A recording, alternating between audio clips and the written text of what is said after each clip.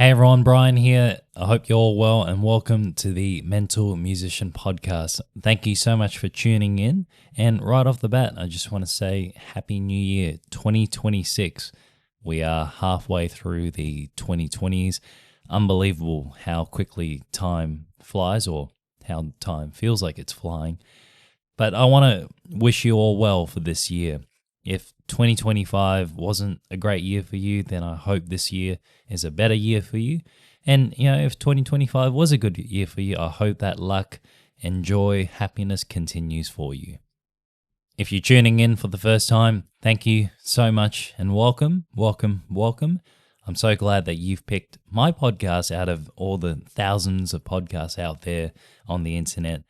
And if you're tuning in after listening to the first episode, thank you so much for coming back. I hope that first episode, my interview with Mike Wright, a wonderful bass guitarist and teacher from the UK, gave you something. Maybe it gave you a little bit of hope, a bit of reassurance, and maybe it helped you realize that you're not alone in your own struggles. And that's what I want this podcast to be about, whether it's through these solo episodes like what today's going to be like, or if I bring on people where they share their own journeys, their struggles. It's all about being honest, being vulnerable, and opening up about the real mental health and mental illness struggles that a lot of artists, musicians, and creators will face throughout their careers, but traditionally don't talk about because of the stigma that's not just in the music industry, but all around the world. So I hope to continue that.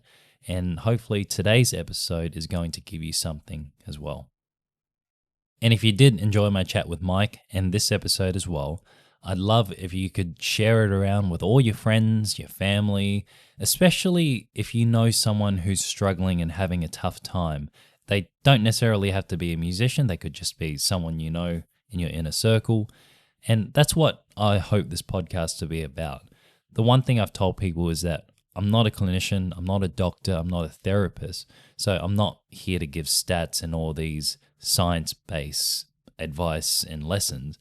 I'm just talking about the personal experiences I've had, and hopefully that tells you that I am an everyday person and a real-life example of someone who's struggled with severe depression, anxiety, I've had suicidal thoughts, but I've found a way to get through and manage them.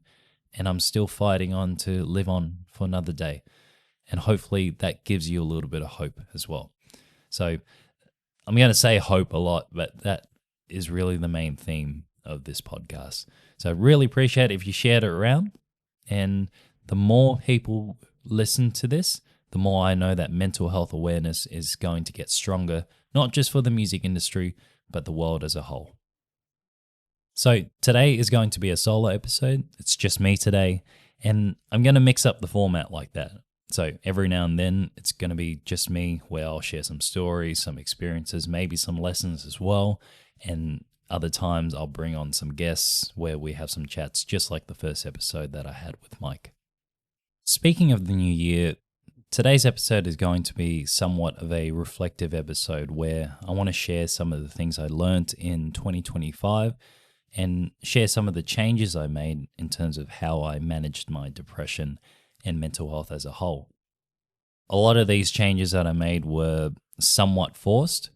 Actually, they were quite forced now that I think of it, given that at the end of 2024, I had 2 seizures and my body and mind completely shut down. So I fell into the darkest and deepest period of depression that I've had in my life. I've struggled with depression for 10 years, and up until last year I'd found ways to get through the best I can, but after those 2 seizures at the end of 2024, I felt like it was going to be very difficult and maybe even close to impossible to get back. So 2025 was this rebuilding year where I really had to take a good hard look at myself and realize just how important it was to take care of myself and, to stop pushing myself to the brink, to stop putting my music, my career, my work ahead of my friends and family and my health as well. Those seizures came about after a prolonged period of about 4 years where all I cared about was work, and I placed my value as a person on the work I did. So whether it was teaching guitar to my students, the gigs I was doing, I was studying music as well at the time. And all I did was focus on that. I wasn't eating, I wasn't sleeping. I definitely wasn't spending time with family and friends. And I absolutely was not taking care of myself. I guess, I used the excuse of, oh, I'm young, I'm 25 or 26 years old. I'll be fine. I'm healthy and, I'll get through. But even so, at the end of 2024, I had pushed myself so much, so far, that even my mind and body went, well, if you're not going to take care of yourself, we are going to do that for you. And that's when my body just completely shut down. And that's when I hit my rock bottom. And throughout my 20s, I tried so hard to ignore anything resembling long-term mental health treatment, from therapy, CBT, medication, group sessions, even just having honest conversations with my family and friends. I told myself and I convinced myself that my music career and my guitar would be enough. And honestly, there are days that I feel like I've forgotten what it's like to be a musician. I've become so trapped in the bubble of being a musician that I don't even know why I was putting so much value and emphasis on my music career. That's something I'd like to ask you. Have you felt that way? Have you ever felt that when life outside of your music becomes so chaotic that it drowns the music itself? That's something I felt. Things outside my life and my personal life were so chaotic, and I relied on music to give me that sense of control, that sense of calm. But unfortunately, by the end of 2024, 2025, music no longer gave me that calm and solace, and the music itself became chaotic. And unfortunately, I had nothing after that or behind that to give me that calm. So, as I mentioned earlier, most of 2025 was all about rebuilding my life, not just my music career. I had to start again, if you will. And I know a lot of musicians that I know personally are trying to do the same thing. And they've tried to work on finding ways to take care of their health whilst being able to pursue their dreams, which is something that musicians and artists are hardly taught, if ever taught. You're either taught to put your art and craft ahead of everything and everyone else, or just don't do it at all. So I get the challenge, I get the dichotomy and the irony of both. After my breakdown, I genuinely didn't want that dream anymore. I didn't want to touch the guitar. I didn't want to teach. I didn't even listen to a lot of music. I wanted to move on and do something else. I wanted to try to build meaning away from music. I wanted to give my life value and not have music be put on this pedestal. And that's where I started focusing on mental health advocacy, particularly for musicians and artists, but also just talking about mental health as a whole in society. So I did that in 2025, built my newsletter, started making YouTube videos where I talk about things like this, and also talking to fellow friends, fellow musicians, and doing my best to open up, to be vulnerable, and be willing to share the experiences that I had, the times that I've been completely lost, completely hopeless, thought about taking my life as well, and having honest conversations without thinking that they may lead to solutions. And I think that was very important for me, where previously, throughout the early part of 2020, I never talked about it. I hid behind my music. All I did was just play a song, and if someone asked me if I was doing okay or if I'm struggling, I'd just say, yeah, it's all right. I'll teach, I'll do some gigs, things will be fine. Really inside, I was screaming, and I really wanted to say, I'm fucked. I'm I'm not doing well at the moment. I'm really struggling. I don't want to look at a piece of music. I don't want to listen to a song. I didn't even want to touch my guitar. I just want to let go of the shame and the guilt and be able to say that I'm not doing okay and I think I need help. So a lot of 2025 was learning how to take care of myself, how to manage my mental and physical health whenever the black dog of depression shows its teeth.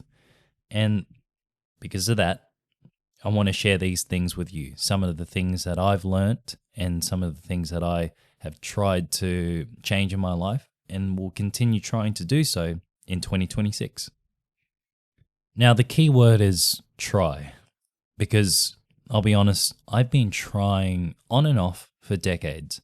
Maybe I haven't been trying consistently enough, but I've definitely been trying so hard to take care of myself. It's just that anytime I get to a point where I feel like I'm getting on top of my health, I remind myself that no, music has to come first and I have to quote unquote struggle. I have to be that tortured artist. Now that I say it out loud, it's just ridiculous. Like, no dream, no career is worth sacrificing your health for. I've failed plenty of times over the last 10 years, and each time I've failed and fallen apart, I genuinely want to give up. Trying to get back up has just been exhausting. But it also has been the one thing that has kept me alive. It is the one thing that I can control, and it's the one thing that you can control. If you think about being a musician, our careers, your career is not entirely based, but it's very heavily based on whether or not people listen to your music, whether people are willing to turn up to your shows, buy your music, hire you. Whereas your health, taking care of yourself, is something that you can pretty much control 100%. As I said earlier, I'm not a therapist, I'm not a clinician, I'm not a mental health scholar. I'm just someone who has lived with depression and anxiety for over a decade and battled bouts of suicidal ideation.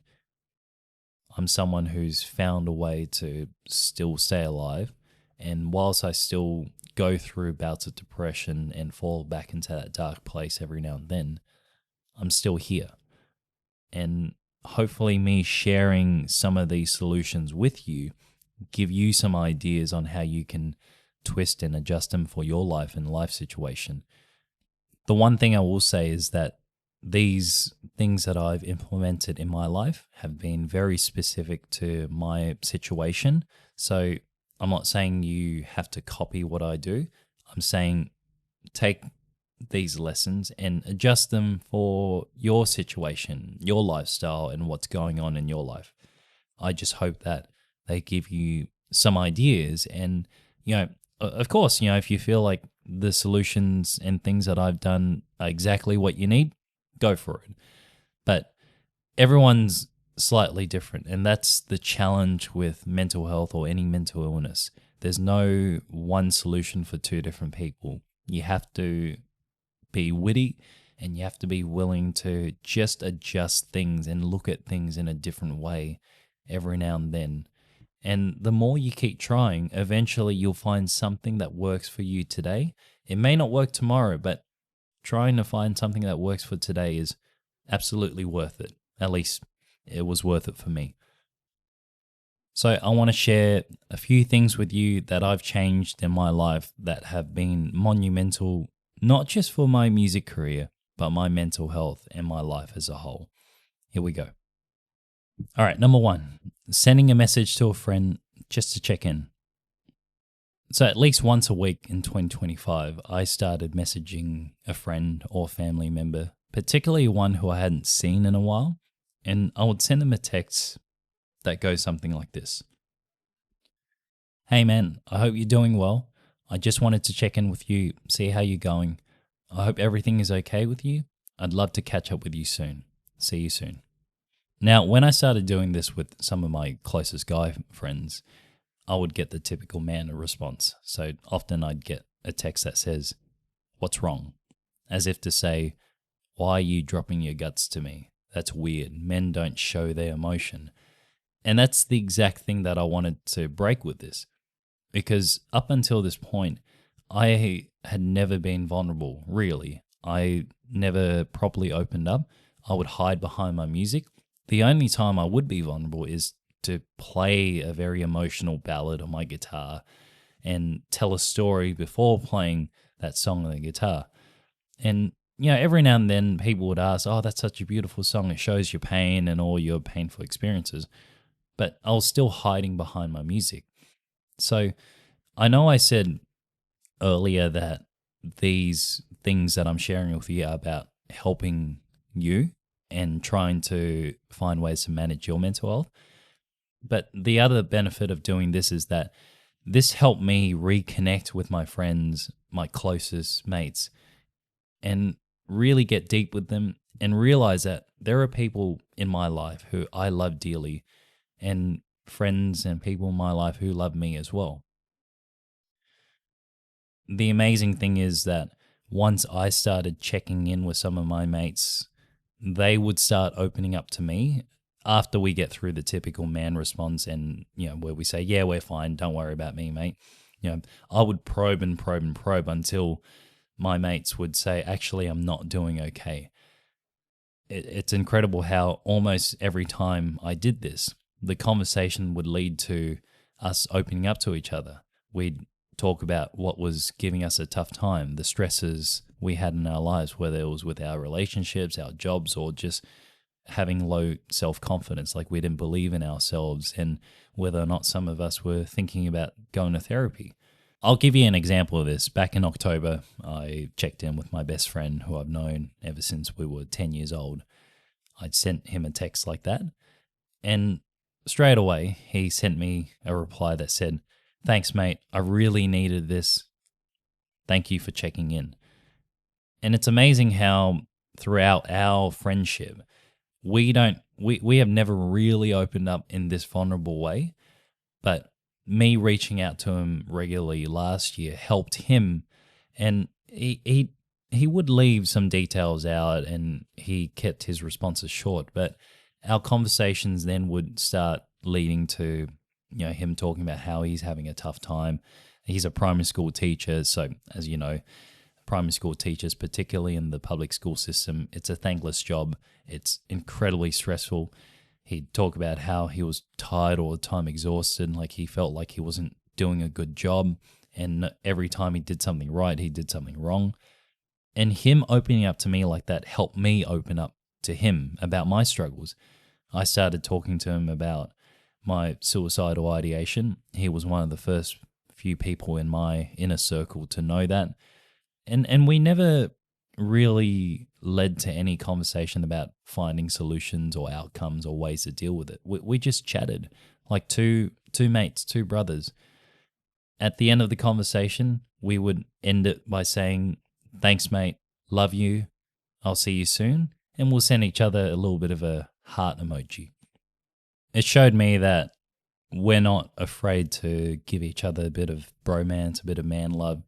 And it was really important for me to start doing this because, one, I felt like I was helping out my mates and my friends, but it also reminded me that there are people in my life that love me and would look out for me. My best friend, his family, my girlfriend, her family, and some of my other very close friends. When I had those 2 seizures at the end of 2024, they were all willing to just drop everything they were doing. And the moment that they heard that I was in hospital, they texted me, called me and said, "Do you need anything?" And up until that point, I could use logic and rationalize and say, yeah, I know you guys love me. But I would always tell myself that I wasn't worth loving. I was unworthy of being loved. And if I died that day, everyone would move on with their life. But after I had those 2 seizures, to see that everyone around me were there for me, it just reminded me that there are people in my life who love me. So I started doing this, sending messages to friends, close friends, just checking in with them. And I'll tell you what, when we eventually catch up in person, we open up even more. The conversations we have stay within the two of us. And at the end of our lunch, dinner, or catch up, we give each other a big bro hug. We say we're not afraid to say I love you.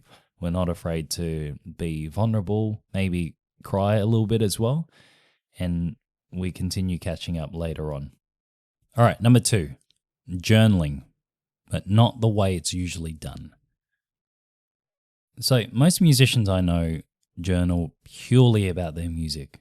They'll write about their practice routines, their songs, their gigs, their dreams, what they want to achieve, how they feel about the songs that they're writing, their technique, and all that stuff. And whilst this is important, it barely scratches the surface. And what you end up doing is just hiding your real struggles behind your music. That's something that I did for a very, very long time. And whilst it's important to, plan a vision and build a dream and journal about your career and aspirations, it does nothing for your personal life. It does nothing really for your mental health. And as I mentioned earlier, you just end up ignoring the other struggles that you're having that need to be addressed just as much, if not more, than your music.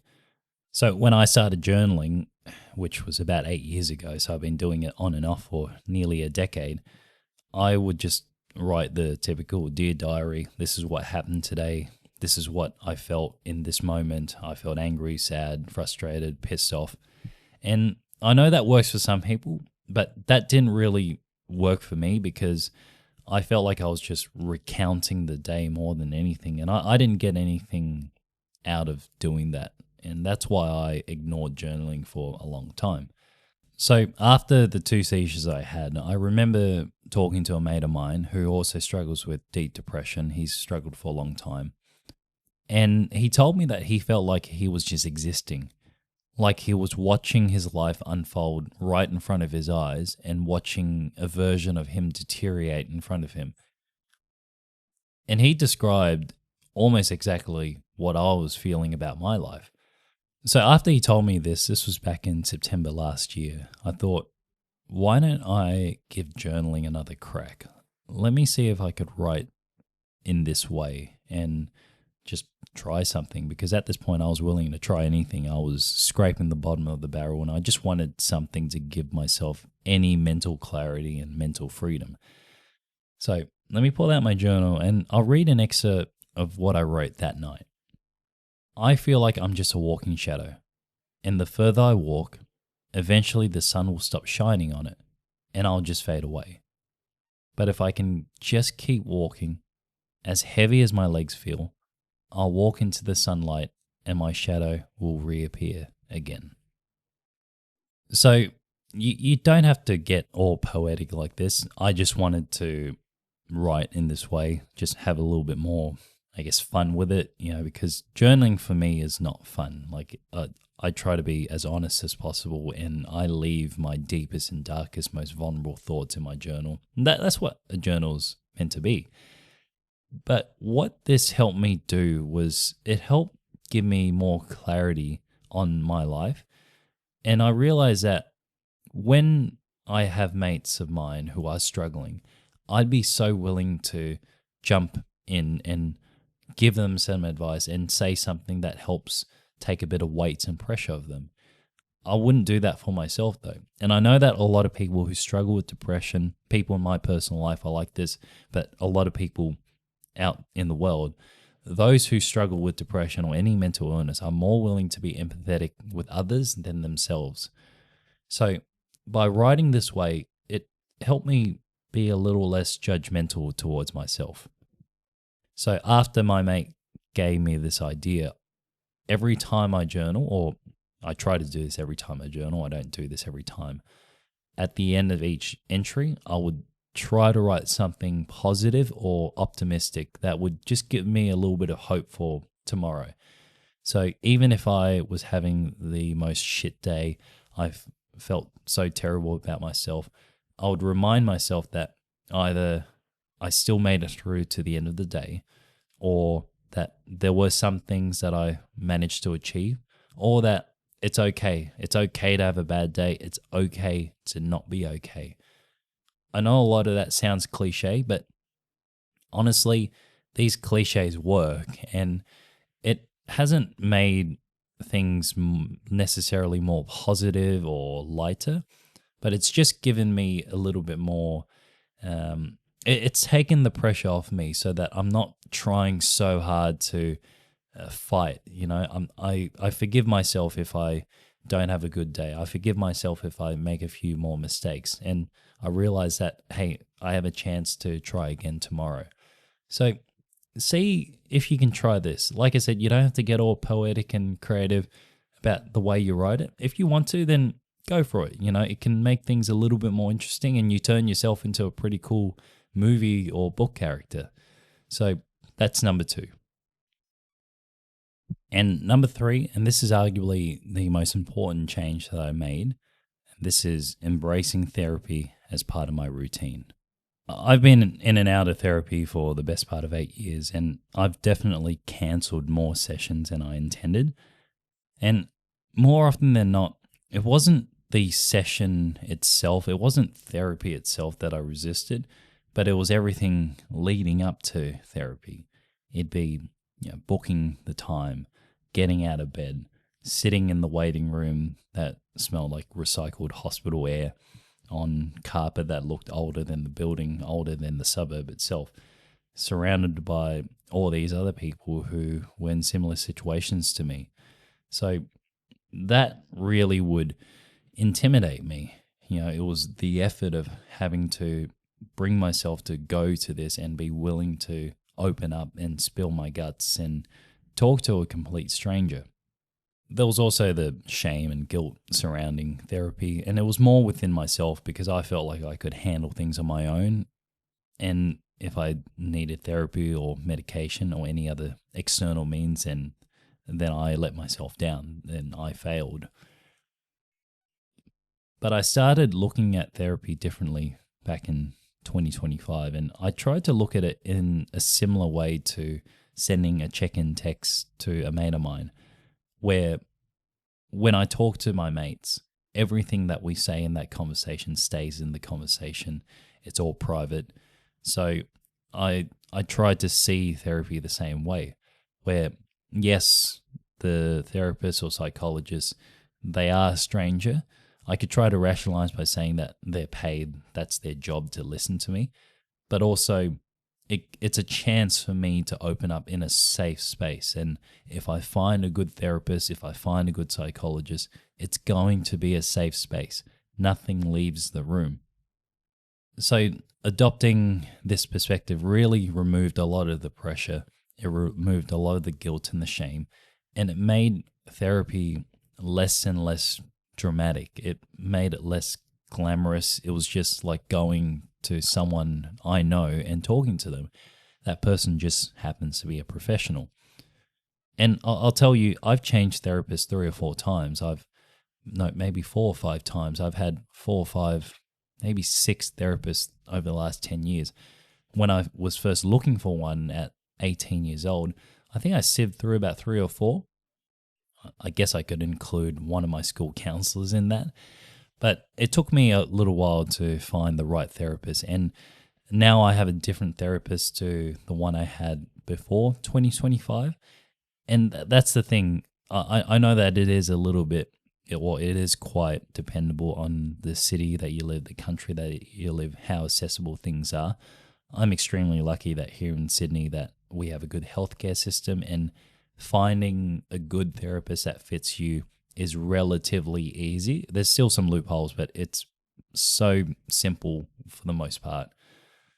And whilst there's nothing certain about a therapy session, you're never going to always find a solution. I can tell you that almost every time after I walk out of a session, I feel a little bit lighter.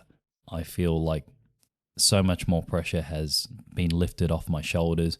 I feel like I can breathe a little bit more. I feel a little bit more forgiving of myself. I feel like I have some renewed feeling to get on with the rest of the day.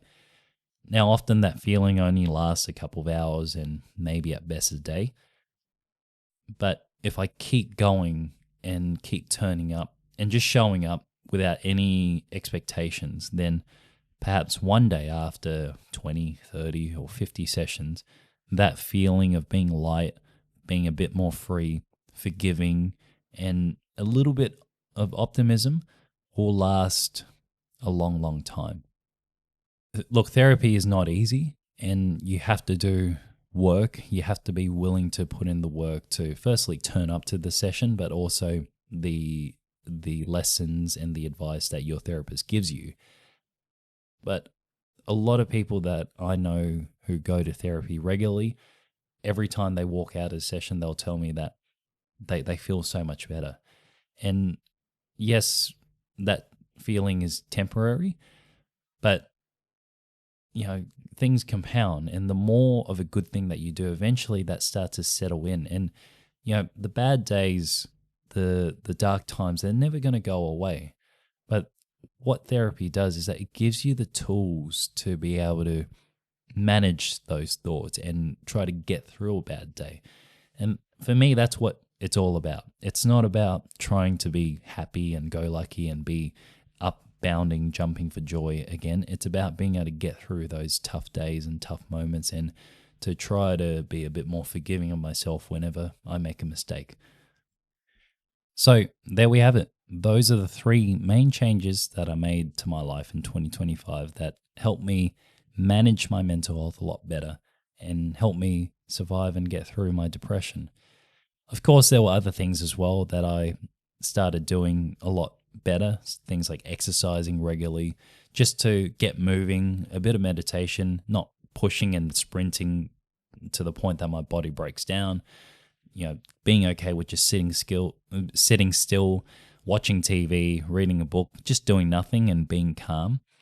But these 3 things made a huge difference in my life, and I'm going to keep doing them in 2026.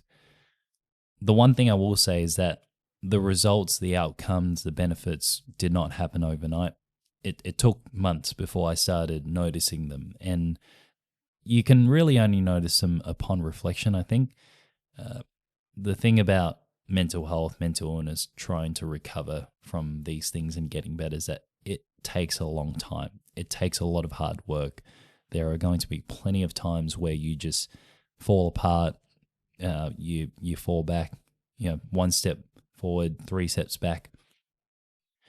But if you have good people around you, good resources, and if you just remind yourself to just try to turn up and show up, then after a little while, it could be a few weeks, could be a few months, it could be a few years, things will start to change. And when you reflect like I am doing now, you might realize, I think you'll definitely realize that you have a lot more strength than you might initially think.